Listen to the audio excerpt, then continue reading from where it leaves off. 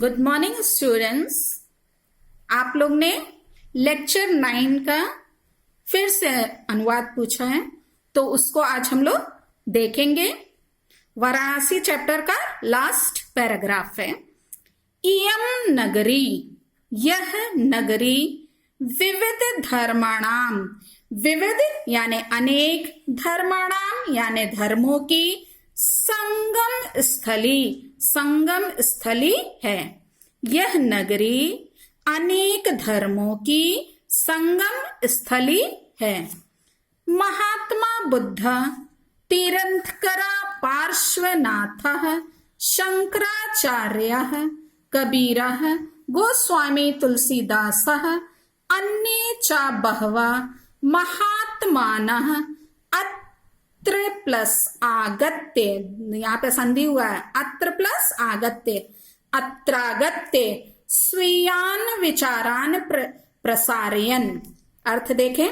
महात्मा बुद्ध, महात्मा बुद्ध, तीर्थंकरा पार्श्वनाथः, शंकराचार्य, कबीर, गोस्वामी तुलसीदास, अन्य चा और अन्य, और अन्य, अन्य मतलब दूसरे, और दूसरे, बहवा, बहवा मतलब अनेक, महात्मानः महात्माओं ने, अत्र आगत्य, अत्र मतलब यहाँ, आगत्य मतलब आकर, यहाँ आकर, स्वीयान यानी अपने, विचारान यानी विचारों को, प्रसारयन यानी प्रसारित कराया। ना केवलम दर्शने, ना केवल दर्शन में, साहित्य साहित्य में, धर्मे धर्म में, अपितु कला क्षेत्रे अपि, अपितु कला के क्षेत्र में भी, अपि मतलब भी, इयम नगरी यह नगरी, विविधानाम यानी अनेक, कलानाम कलाओं, शिल्पानाम च और शिल्पों के लिए, कृत्य, कृत्य मतलब के लिए, शिल्पानाम च कृत्य मतलब शिल्पों के लिए, विश्रुता, विश्रुता लोके, लोके यानी संसार में, विश्रुता मतलब प्रसिद्ध है। फिर से पूरे का अर्थ देखेंगे। ना केवल दर्शन, कौमा साहित्य, कौमा धर्म, अपितु कला के क्षेत्र में भी यह नगरी, विविधानाम, विविधानाम यानी अनेक प्रकार की, कलानाम कलाओं, च और, शिल्पानाम कृते यानी शिल्पों के लिए, लोके संसार में, विश्रुता, विश्रुता मतलब प्रसिद्ध है। अत्र तेया यहाँ की, कौशे शाटिका यानी रेशमी साड़ियां, यहाँ की रेशमी साड़ियां, देशे देशे हर देश में, सर्वत्र सब जगह, स्पृहयन्ते मतलब चाही जाती हैं। फिर से देखें। अत्रत्या, अत्रत्या मतलब यहाँ की, कौशे शाटिका यानी रेशमी साड़ियां, देशे देशे हर देश में, सर्वत्र सब जगह, स्पृहयन्ते मतलब चाही जाती हैं। अत्रत्या यहाँ की, प्रस्तर मूर्तियां यानी पत्थर की, प्रस्तर मतलब पत्थर, पत्थर की मूर्तियां, प्रथिता यानी प्रसिद्ध हैं। यहाँ की पत्थर की मूर्तियां भी क्या है? प्रसिद्ध हैं। पत्थर की मूर्तियां प्रसिद्ध हैं। इयम निजाम, यह, निज मतलब अपनी, यह अपनी, यह जो नगरी है वह अपनी प्राचीन परंपराम, यह नगरी अपनी प्राचीन परंपरा का, इदानीम अपि, इदानीम अपि मतलब अभी भी या इस समय भी, परिपाल्यति, परिपाल्यति मतलब पालन कर रही है। यह नगरी अपनी, नगरी अंडरस्टूड यहां रहेगा बच्चों, लिखा नहीं है। यह नगरी अपनी प्राचीन परंपरा का इस समय भी पालन कर रही है। तथैव उसी प्रकार कवि भी गीयते, कवियों द्वारा, गीयते मतलब गाया भी गया है। उसी प्रकार कवियों द्वारा गाया भी गया है। क्या गाया गया देखा जाए, मरणम मंगलम यत्र, यत्र मतलब जहां, जहां मरना मंगलम यानी मंगलकारी है। विभूतिश्च च विभूषणम, च यानी और विभूति यानी भस्म, और विभूषणम मतलब आभूषण, और जहां क्या है, भस्म ही आभूषण है। कौपीनम यत्र कौशेयम, यत्र जहां, कौपीनम मतलब लंगोट ही, कौशेयम यानी रेशमी वस्त्र है।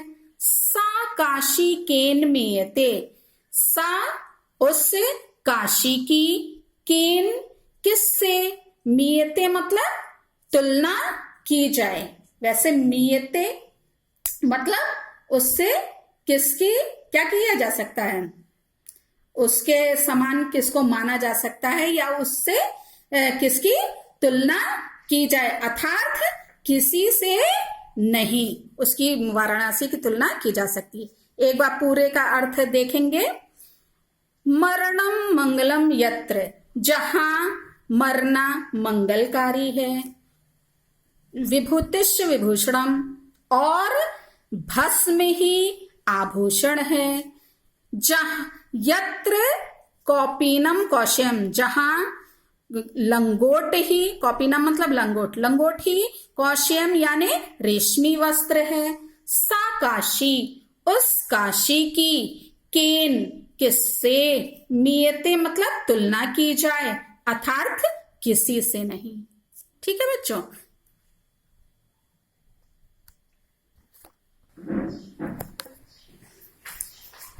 अब हम लोग पढ़ेंगे, अभी हम लोग ने इससे पहले उपसर्ग देखा था, अब ये है प्रत्यय।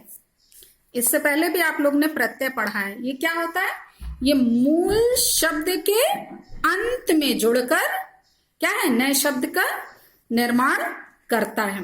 तो यहाँ पे हम लोग ने पहले देखा था क्या, मूल शब्द के पहले जो जुड़ता है शब्द या शब्दांश, तो वो उपसर्ग हो गया था, और बाद वाले में जो जुड़ता है वो क्या होता है, प्रत्यय होता है। परिभाषा देखा जाए, किसी शब्द के अंत में जोड़े जाने वाले वे शब्दांश जो शब्द के साथ जुड़कर नए अर्थ का बोध कराते हैं, प्रत्यय कहलाते हैं। इन शब्दांशों का न अलग से स्वतंत्र प्रयोग होता है और न इनका कोई अर्थ होता है।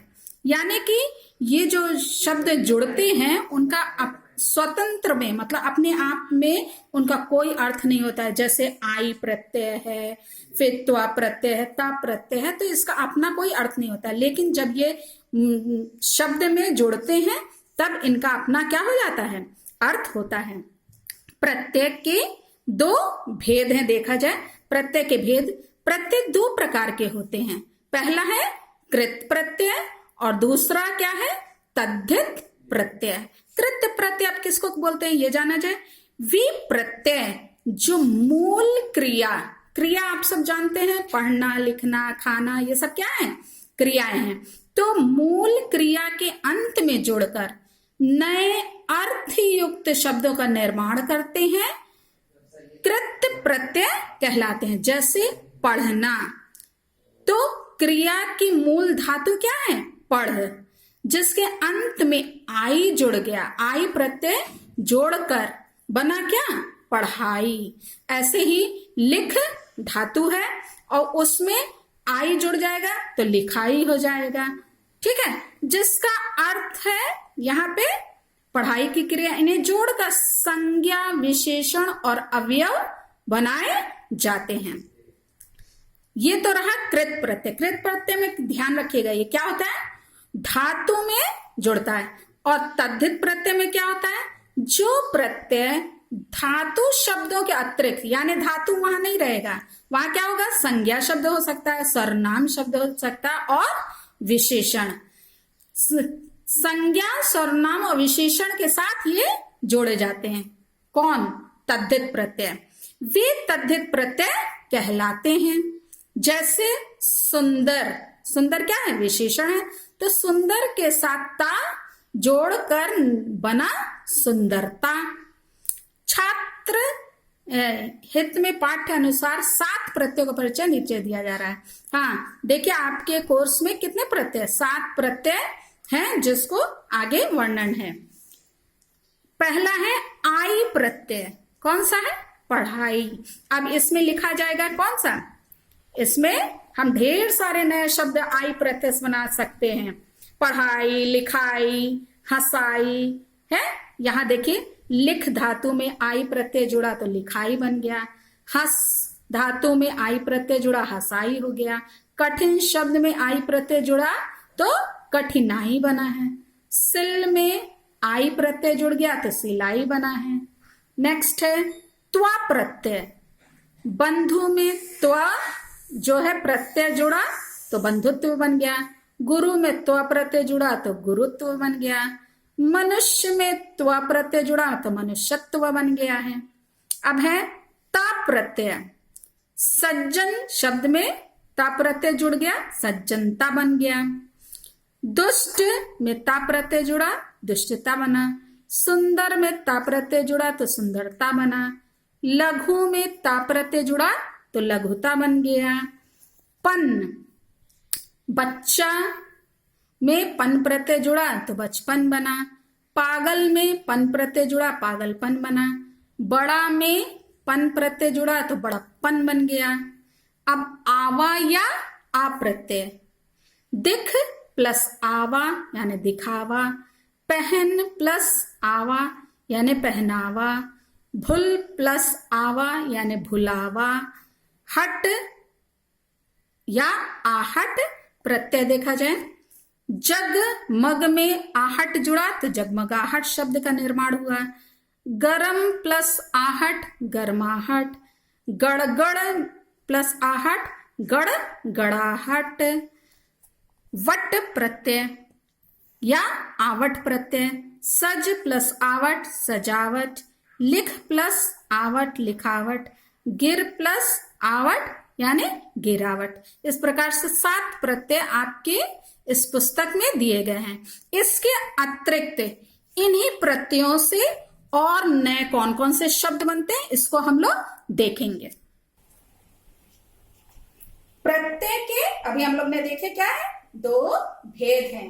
पहला है कृत प्रत्यय और दूसरा तद्धित प्रत्यय। कृत प्रत्यय में हमने अभी क्या आप लोग को बताया कि वो किसमें, धातु में जुड़कर, धातु में। और ये क्या है, इस तद्धित प्रत्यय में क्या होता है, संज्ञा सर्वनाम तथा विशेषण से जो है नए शब्द का क्या होता है, निर्माण होता है, नए शब्द उससे बनते हैं। तो उसमें जुड़ करके, जैसे यहाँ पे है आई प्रत्यय, तो इससे नए शब्द देखिए हमने ढेर सारे बनाए, आप लोग और बनाइएगा।